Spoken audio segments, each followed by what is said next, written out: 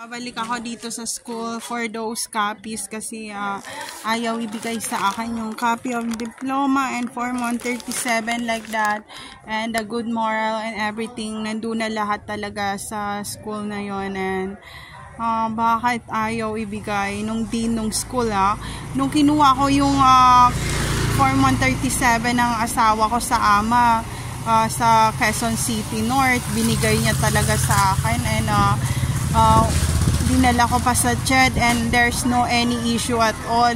But why my own on form 137 na hindi mabigay sa akin talaga? So try kong pumasok dito kasi sa Lunes pa nila hahanapin yun, and tingnan natin kung ano mangyayari.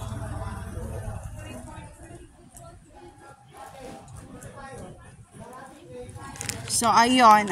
Another campus naman ang pupuntahan natin, yung sa highway. Kasi may copy rin ako doon ng Form 137.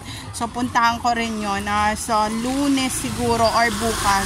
So, ayun. There's no safe place to all targeted individual out there. Take care always, everyone.